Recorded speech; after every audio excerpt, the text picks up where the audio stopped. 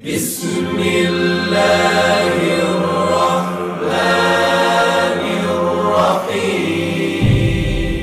ألف لام را تلك آيات الكتاب المبين إنا أنزلناه قرآنا عربيا لعلكم تعقلون. Salam alaikum mes frères et sœurs. Bonjour ou bonsoir à toutes et à tous. Inch'Allah, aujourd'hui, par la volonté de Dieu, nous allons exposer ce que Dieu nous dit dans le noble Coran concernant la tenue vestimentaire pour les femmes. Le Coran est très clair à propos de la tenue vestimentaire des croyantes. Des innovations et des fabrications introduisent le hijab, le voile en français, à l'islam. Le hijab est un couvre-chef, non pas religieux, mais traditionnel, qui remonte aux civilisations antiques et n'est pas soutenu ou préconisé par le Coran. Dieu, source de la miséricorde, le très miséricordieux, tient à ce que sa religion soit facile, pratique et appréciable pour ses croyants sincères. Dieu nous a dit aussi que ceux qui le rejettent, lui ou ses livres, se rendent la vie pénible, ainsi pour les proches qui suivent leurs pas. Il nous rappelle dans le Coran qu'il ne nous a pas mis de difficultés sur nous dans la pratique de notre religion. Écoutons le verset suivant, en sourate 22, verset 78. « Vous lutterez pour la cause de Dieu, comme vous devriez lutter pour sa cause. Il vous a choisi et n'a mis aucune difficulté sur vous dans la pratique de votre religion, la religion de votre père Abraham. » Dieu établit aussi plusieurs règles dans son livre, le Coran pour ses croyants sincères.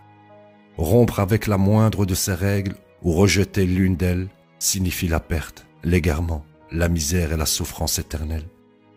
Pour comprendre un thème comme la tenue vestimentaire pour les femmes musulmanes, nous avons besoin de revoir rapidement certaines de ces règles établies par notre Créateur, Dieu Tout-Puissant, envers qui nous serons tenus responsables de nos actes. Chaque règle est importante et chaque règle a une raison d'être. Le Coran est un livre complet. Vous pouvez consulter les versets suivants en sourate 6, verset 19, verset 38, verset 114, verset 115, sourate 12, verset 111 et sourate 50, verset 45. Souvenez-vous que lorsque Dieu dit que son livre est complet, cela signifie 100% complet. Écoutons les versets suivants. En sourate 6, verset 38, nous n'avons rien omis dans ce livre. En sourate 6, verset 115, la parole de ton Seigneur est complète, en vérité et en justice. Rien ne devra abroger ses paroles. Il est l'entendeur, l'omniscient. Le Coran est parfait, aucune erreur, mensonge ou incohérence. Écoutons les versets suivants. En sourate 41, verset 42, aucun mensonge ne peut y entrer dans le passé ou dans le futur. Une révélation du plus sage, le plus digne de louange. En sourate 12, verset 40, toute décision appartient à Dieu et il a décidé que vous ne devrez adorer que lui. Ceci est la parfaite religion, mais la plupart des gens ne savent pas. Vous pouvez également consulter les versets suivants, en sourate 30, verset 30, verset 43 et en sourate 98, verset 5. Le Coran est détaillé, et quand Dieu dit qu'il a détaillé son livre, cela signifie pleinement détaillé. Dieu ne fait pas le travail à moitié. Écoutons le verset suivant, en sourate 6, verset 114. Devrais-je chercher autre chose que Dieu en tant que source de loi, quand il t'a révélé ce livre pleinement détaillé? Ceux qui ont reçu l'écriture sainte reconnaissent que ceci a été révélé par ton Seigneur, sincèrement. Tu ne devras pas arborer de doute. Vous pouvez également consulter les versets suivants, en sourate 7, verset 52, sourate 11, verset 1, sourate 41, verset 3, sourate 10, verset 37 et sourate 12, verset 111. Dieu n'a besoin d'aucun supplément à son livre. Dieu nous enseigne dans le Coran que ses paroles n'ont pas de limite et que s'il avait voulu, il aurait pu nous donner des centaines, voire des milliers ou des millions de livres en plus du Coran. Je vous invite à consulter le verset 109 de la sourate 18. Parce que le Coran est complet, parfait et pleinement détaillé, Dieu nous a donné aucun livre en plus. Dieu nomme son livre, le Coran, le meilleur hadith. Il a demandé à ses croyants sincères de n'accepter aucun autre hadith en tant que source pour cette religion parfaite. Écoutons le verset suivant. En sourate 7, verset 185. N'ont-ils pas considéré le domaine des cieux et de la terre et toutes les choses que Dieu a créées? Ne leur vient-il jamais à l'esprit que la fin de leur vie pourrait être proche? En quel hadith à côté de ceci croient-ils? Vous pouvez également consulter les versets suivants. En sourate 31, verset 6, sourate 39, verset 23, sourate 45, verset 6, sourate 77, verset 50. Dieu demande à ses croyants sincères d'être sûrs de ne pas tomber dans le piège de l'idolâtrie en suivant les paroles des savants plutôt que les paroles de Dieu. Consultez le verset suivant en sourate 9, verset 31. Dieu nomme ceux qui interdisent ce qui n'a pas interdit, agresseurs, menteurs et adorateurs d'idoles. Et l'idolâtrie est le seul péché impardonnable s'il est maintenu jusqu'à la mort. Écoutons les versets suivants. En sourate 5, verset 87. Ô vous qui croyez, n'interdisez pas les bonnes choses qui sont rendues licites par Dieu et n'agressez pas. Dieu n'aime pas les agresseurs. En sourate 10, verset 59. Dit, avez-vous constaté comment Dieu fait descendre sur vous toutes sortes de provisions, puis vous rendez certaines d'entre elles illicites et d'autres licites? Dit, est-ce que Dieu vous a donné la permission de faire ceci? Ou bien fabriquez-vous des mensonges et les attribuez-vous à Dieu? Consultez également les versets suivants. En sourate 9, verset 37, sourate 7, verset 32, sourate 6, verset 119, sourate 6, verset 140 et sourate 10, verset 59. Mohammed représente uniquement le Coran. Le prophète Mohammed fut le dernier prophète et un messager de Dieu. Consultez le verset suivant, en sourate 33, verset 40. Il n'était pas le messager de Dieu en raison de qui il était, mais parce qu'il lui a été donné, le Coran, le message à transmettre au monde. La religion de l'islam est une religion de Dieu, non pas de Mohammed, qui a été béni par Dieu par la transmission du message du Coran. Il n'avait pas un programme qui lui était propre. Son travail était de transmettre au monde ce que Dieu lui avait donné, le Coran. Consultez les versets suivants dans le Coran. En sourate 42, verset 48, sourate 13, verset 40, sourate 5, verset 99 à 100. Mohammed ne peut pas interdire ou légitimer quelque chose de lui-même. Quand il a essayé de le faire, Dieu l'a admonesté publiquement. Écoutons le verset suivant. En sourate 66, verset 1. Ô toi prophète, pourquoi interdis-tu ce que Dieu a fait légitime pour toi, juste pour faire plaisir à tes femmes? Dieu est le pardonneur, le très miséricordieux. Référence au verset 1 de la sourate 66 nous rappelle que Dieu est le seul qui interdit ou rend les choses licites. Personne ne peut attribuer à Mohammed une interdiction qui ne lui a pas été donnée par Dieu dans le Coran. Quiconque essaye de faire cela confesse son rejet des paroles de Dieu et des commandements du Coran. Les croyants sincères savent que lorsque Dieu dit quelque chose, c'est volontaire. Et lorsqu'il ne dit pas quelque chose, c'est volontaire aussi. Tout ce qui nous a été donné dans le Coran nous a été donné délibérément. Et tout ce qu'il a laissé a aussi été laissé délibérément. Dieu n'oublie rien.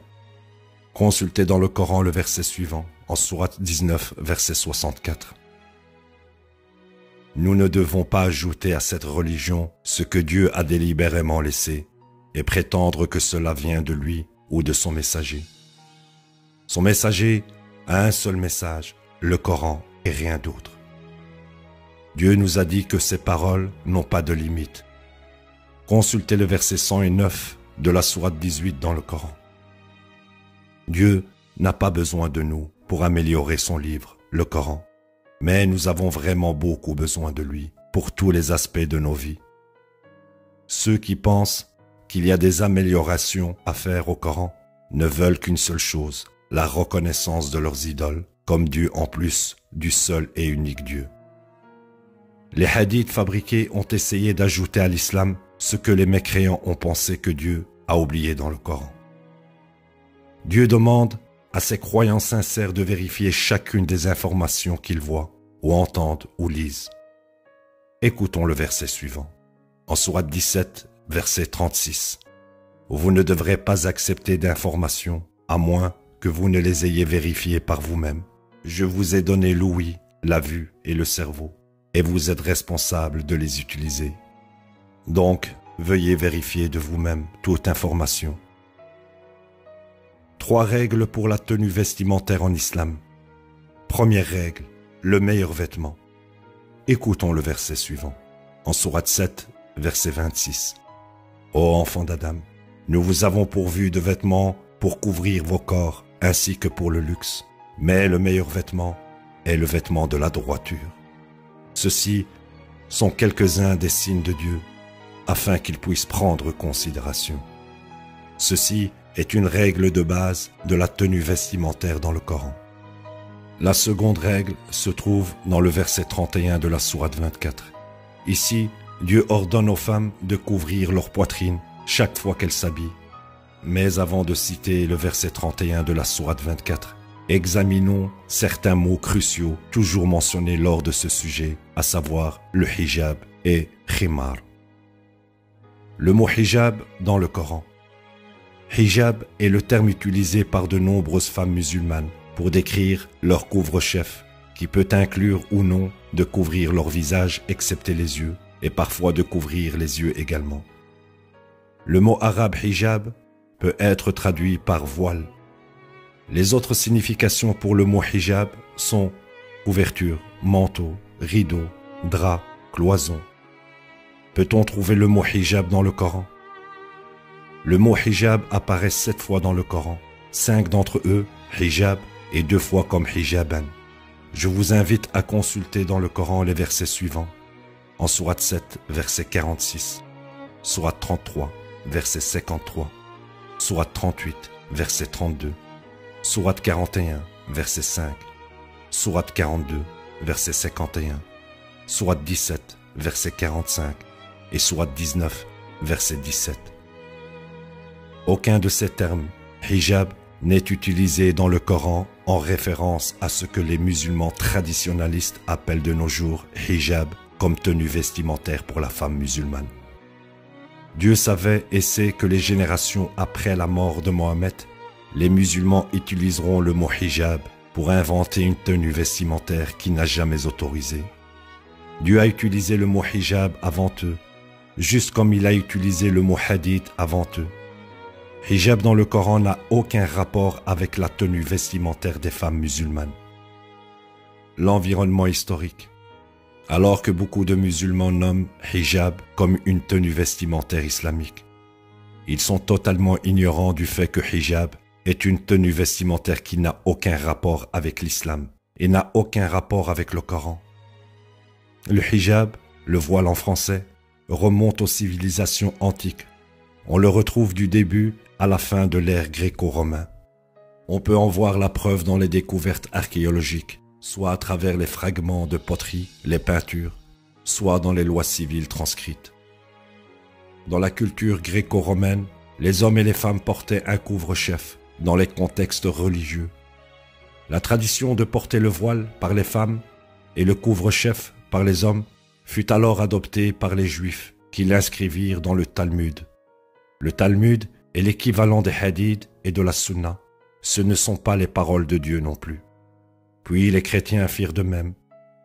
Un rabbin très respecté expliqua un jour à un groupe de jeunes femmes juives: nous ne trouvons pas directement le commandement dans la Torah stipulant que les femmes doivent se couvrir la tête, mais nous savons que ceci a été la continuation d'une coutume depuis des milliers d'années.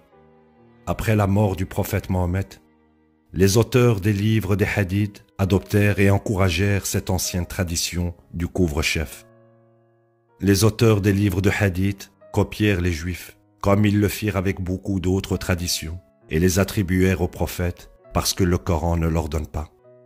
N'importe quel étudiant des traditions juives ou des livres religieux verra que le couvre-chef pour les femmes et les hommes juifs a été encouragé par les rabbins et les leaders religieux. Les femmes juives pratiquantes couvrent encore leur tête la plupart du temps, et spécialement dans les synagogues, les mariages et les fêtes religieuses. Les femmes chrétiennes couvrent leur tête lors de nombreux événements religieux, alors que les nonnes couvrent leur tête tout le temps. Comme nous pouvions nous y attendre, les Arabes traditionnalistes de toutes les religions, juives, chrétiennes et musulmanes, ont eu l'habitude de porter le couvre-chef ou le hijab, non pas au nom de l'islam, mais en raison de la tradition. En Arabie Saoudite, encore de nos jours, la plupart des gens se couvrent la tête, non pas au nom de l'islam, mais en raison de la tradition. En Afrique du Nord, connue pour ses tribus, les Touaregs, ce sont les hommes qui portent le hijab plutôt que les femmes. Ici, la tradition de l'hijab va à l'inverse. Si porter le hijab était le signe des femmes musulmanes pieuses et vertueuses, Mère Teresa aurait été la première femme à être considérée en tant que telle. En bref, le hijab est un vêtement traditionnel qui n'a aucun lien avec l'islam ou la religion. Dans certaines parties du monde, les hommes sont les seuls qui portent le hijab, alors que dans d'autres ce sont les femmes. Mélanger la religion et la tradition est une forme d'idolâtrie, car les adeptes des traditions suivent des lois à partir d'autres sources que les Écritures de Dieu et prétendent qu'elles viennent de Dieu. L'idolâtrie est le seul péché impardonnable s'il est maintenu jusqu'à la mort. Ignorer ce que Dieu vous demande de faire dans son livre ou suivre des lois innovées qui ne sont pas statuées dans le Coran est un signe clair de mépris de Dieu et de son messager. Quand la tradition supplante les commandements de Dieu, la vraie religion prend la seconde place. Dieu n'accepte et n'acceptera jamais d'être le second. Dieu doit être toujours le premier et après lui, il n'y a pas de second. Le mot khimar dans le Coran. Khimar est un mot arabe qui se trouve dans le Coran, en sourate 24, verset 31. Alors que la première règle de base de la tenue vestimentaire pour les femmes musulmanes se trouve en sourate 7, verset 26. La seconde règle de la tenue vestimentaire pour les femmes se trouve en sourate 24, verset 31. Certains musulmans citent le verset 31 de la sourate 24 comme contenant le mot hijab ou couvre-chef, en désignant le mot khimar, en omettant que Dieu a déjà utilisé le mot hijab plusieurs fois dans le Coran.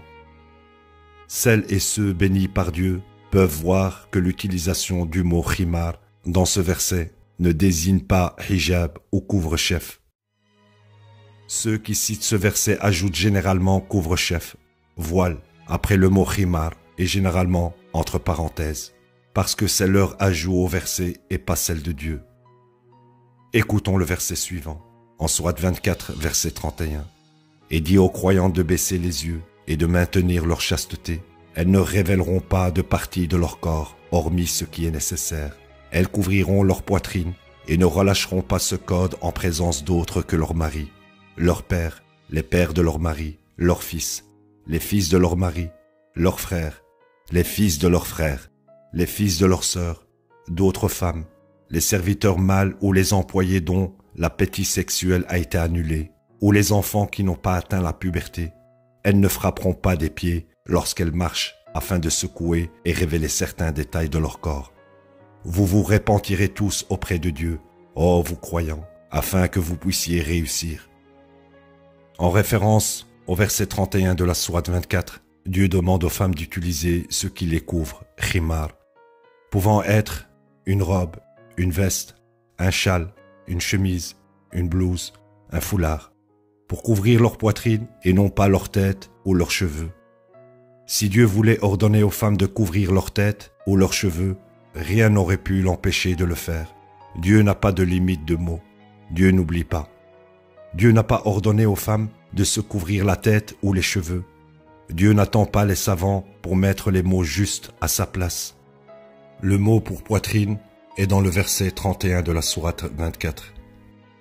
Mais les mots arabes pour tête, ras ou cheveux, char, ne sont pas dans le verset. Le commandement dans ce verset est clair, se couvrir la poitrine.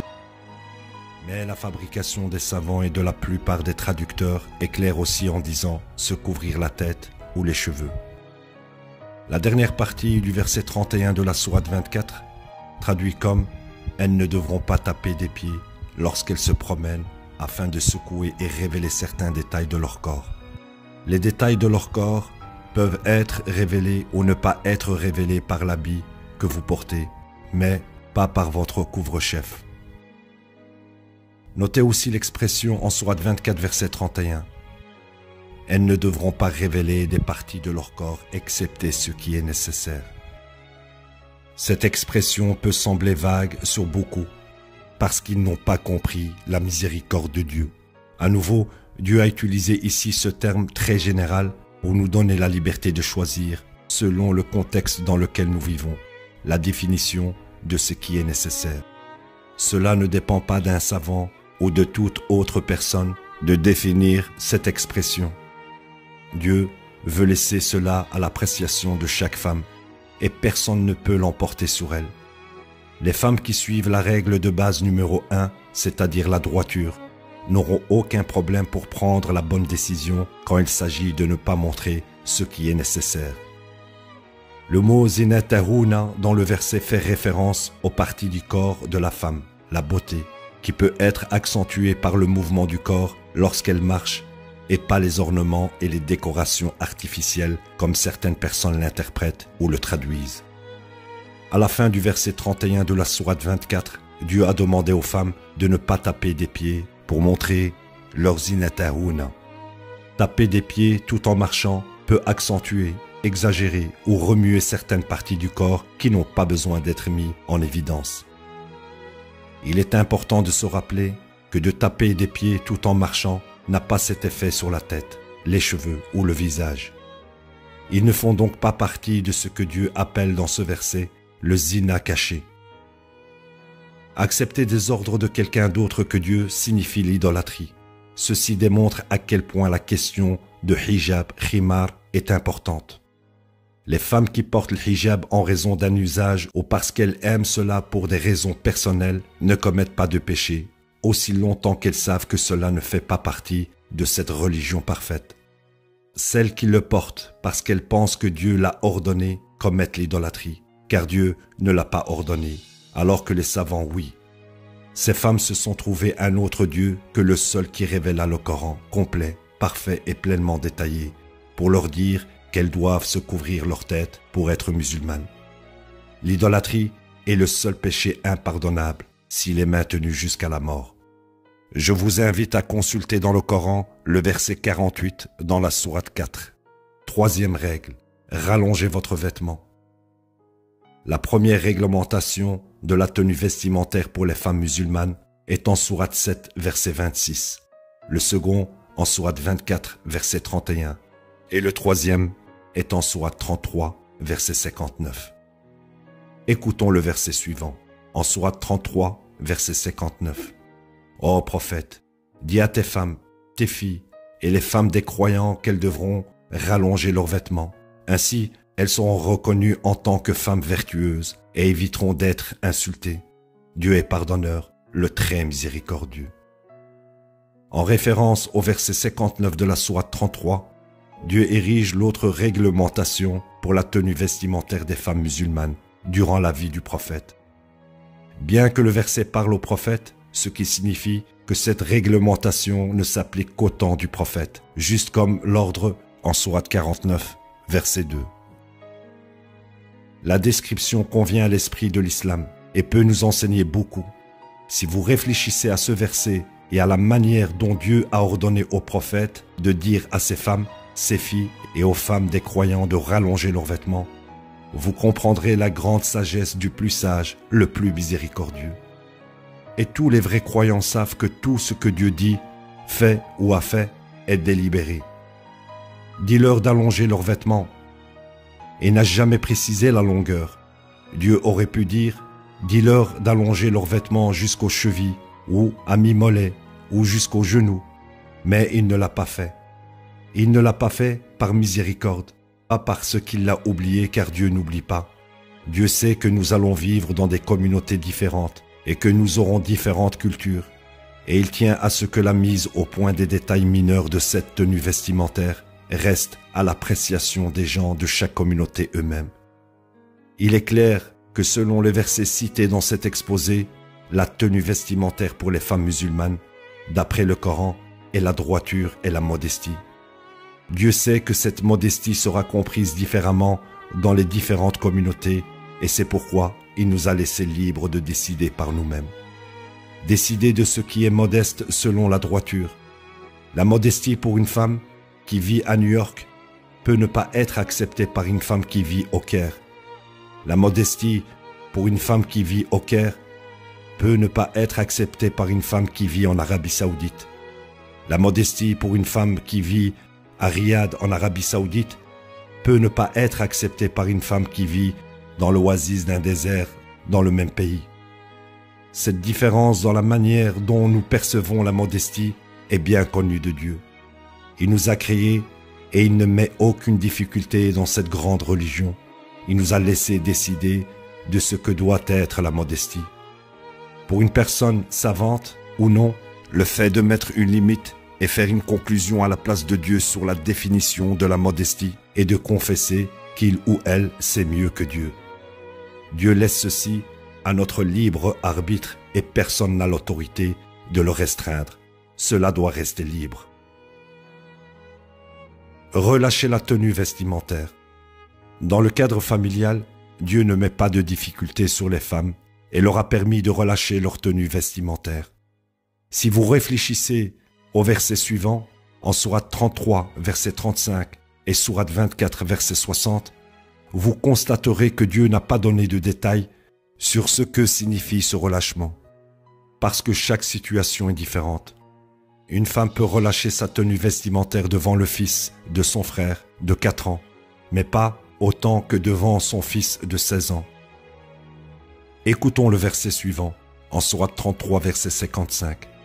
Les femmes peuvent relâcher leur code vestimentaire en présence de leur père, leur fils, leurs frères, les fils de leurs frères, les fils de leurs sœurs, les autres femmes et leurs serviteurs.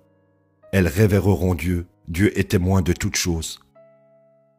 En sourate 24, verset 60, les femmes âgées qui ne s'attendent pas à se marier ne commettent rien de mal en relâchant leur code vestimentaire, à condition qu'elles ne révèlent pas trop de leur corps. Maintenir la modestie est meilleur pour elles. Dieu est entendant, savant. La tenue vestimentaire pour les mosquées. Écoutons le verset suivant. En sourate 7, verset 31. Ô enfants d'Adam, vous serez propres, et vous vous habillerez bien quand vous allez à la mosquée, et mangez et buvez modérément. Sûrement, ils n'aiment pas les gourmands. Difficulté dans cette religion. Dieu, source de la miséricorde, le très miséricordieux, a décidé que ceux qui rejetteront son livre complet iront chercher d'autres sources de guidance, souffriront dans cette vie et dans l'au-delà, en raison de leur propre choix. Dieu n'a jamais mis de difficultés sur les croyants, mais les savants et les chefs religieux, oui. Ils inventèrent leurs propres lois au mépris de Dieu, pour réglementer chaque chose depuis le côté du lit où vous dormez, jusqu'au pied par lequel vous devriez entrer dans vos maisons, ou que faire avec une mouche dans votre soupe, ou ce que vous devez dire quand vous avez une relation sexuelle avec votre épouse. Ceux qui croient en Dieu et croient que son livre est complet, parfait et pleinement détaillé, chaque chose sera facile pour eux. Dieu l'a promis. Consultez les versets suivants qui se trouvent dans le Coran. En sourate 10, versets 62 à 64. Sourate 16, verset 97. Alors que ceux qui ne peuvent pas croire Dieu et cherchent d'autres sources que le Coran auront toutes les difficultés dans cette vie et dans la vie à venir. Dans l'au-delà, ils se plaindront à Dieu. Nous n'étions pas des adorateurs d'idoles, mais Dieu sait le mieux. Il sait qu'ils étaient. Écoutons les versets suivants. En sourate 6, versets 22 à 24. Au jour où nous les convoquerons tous, nous demanderons aux adorateurs d'idoles « Où sont les idoles que vous avez érigées ?» Leur désastreuse réponse sera « Par Dieu notre Seigneur, nous n'avons jamais été des adorateurs d'idoles. » Note comme ils se sont mentis à eux-mêmes, et comme les idoles qu'ils ont inventées les ont abandonnés. Conclusion. Dieu le plus miséricordieux nous a donné 3 règles de base pour la tenue vestimentaire pour les femmes en islam. 1. Le meilleur vêtement est le vêtement de la droiture. 2. Chaque fois que vous vous habillez, couvrez-vous la poitrine. 3. Allongez votre vêtement.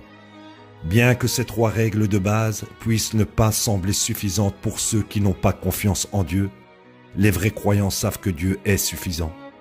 Dieu aurait pu nous donner plus de détails jusqu'au point de nous dessiner des règles, les modèles, les couleurs, mais lui, le plus miséricordieux, veut précisément nous donner ces règles très basiques et laisser le reste à notre appréciation. Après ces 3 règles de base, chaque femme connaît le mieux le contexte dans lequel elle vit et peut ajuster son habillement en fonction de sa situation. Le moindre ajout à ces règles coraniques de base est une tentative de corriger Dieu ou d'améliorer son concept de miséricorde. Nous avons tout intérêt à seulement suivre les règles de Dieu, juste comme son messager l'a fait à chaque fois. Les innovations et les fabrications qui ont ajouté des milliers de règles à la tenue vestimentaire des femmes ne sont rien d'autre que de l'idolâtrie et devront être rejetées. Restez auprès de Dieu afin que vous puissiez réussir. Que Dieu nous bénisse de sa miséricorde et de sa guidance. Wassalamu alaikum mes frères et sœurs. Subhanallah,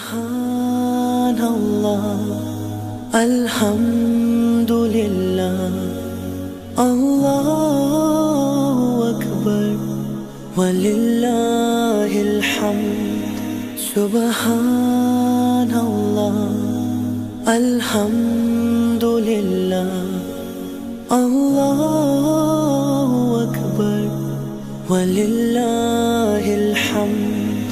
Subhanallah, alhamdulillah, Allahu Akbar, walillahil hamd.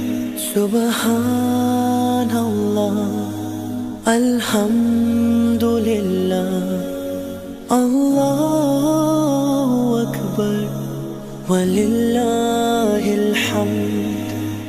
Subhanallah,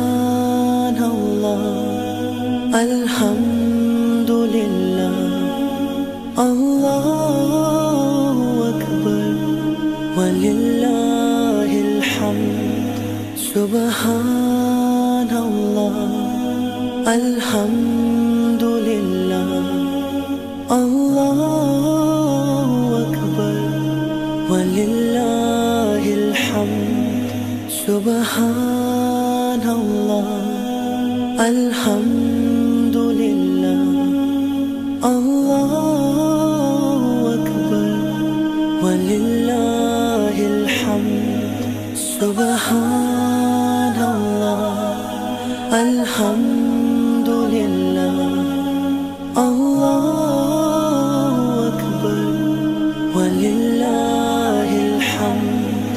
Subhanallah, alhamdulillah, Allahu Akbar, walillahil hamd. Subhanallah, alhamdulillah, Allahu Akbar, walillahil hamd.